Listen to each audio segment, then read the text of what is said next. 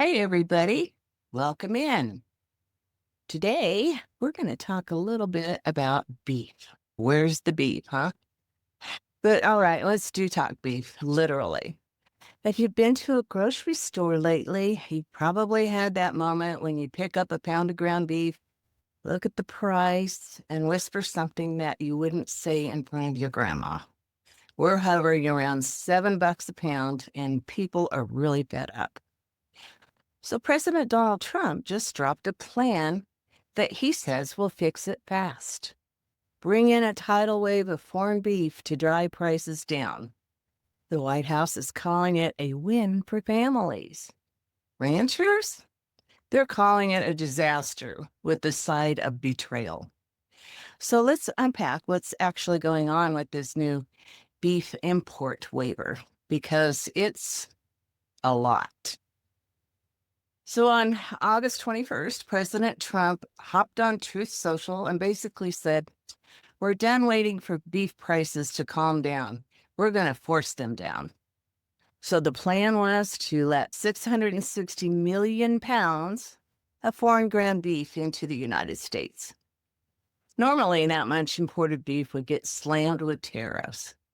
But for 90 days, those tariffs disappear. Poof, gone. And the administration says agree to sell this beef at 25% below current prices.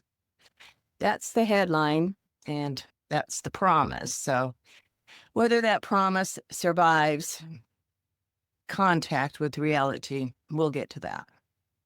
So now the White House didn't name countries. They just said a few nations with high quality beef. Okay, sure. But trade data isn't shy. So here's where this kind of volume almost certainly comes from. Number one is Australia, who is our biggest supplier right now. Number two is New Zealand, and they provide lean grass-fed trimmings galore. And Brazil is a massive exporter, already shipping this year. And then there's Argentina, who has recently granted special access ready to scale. So, yes, this is basically a VIP fast pass for South American and Oceanian beef to enter the U.S. duty free. And here is where things get loud. Consumers hear cheaper beef and think, great. Ranchers hear it and think, you've got to be kidding me. The U.S. cattle herd is at its smallest size in 75 years. Ranchers have been rebuilding after droughts, high feed costs, and brutal margins, and high prices were finally giving them a little bit of breathing room. So flooding the market with cheap foreign beef, that crushes the price they can get for their cattle.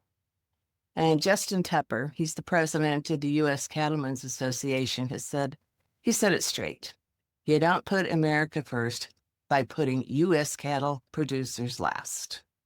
Even lawmakers from ranching states are furious. Senator Deb Fisher, who actually ranches, said this move hurts our livestock industry and undermines the long-term solution.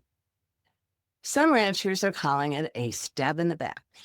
And honestly, you can hear the frustration in every interview.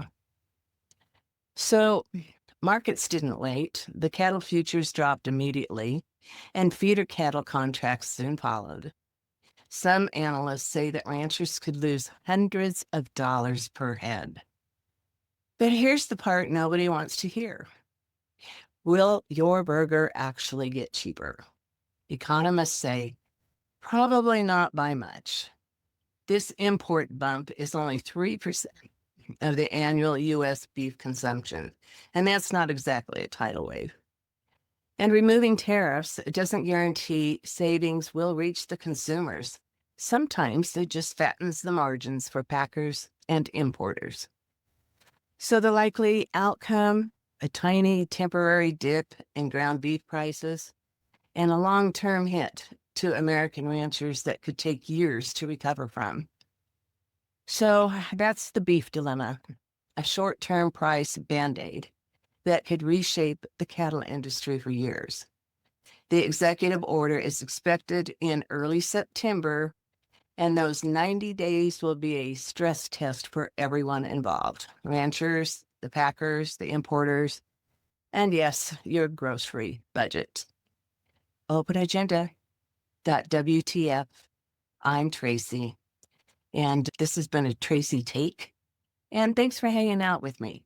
I appreciate it.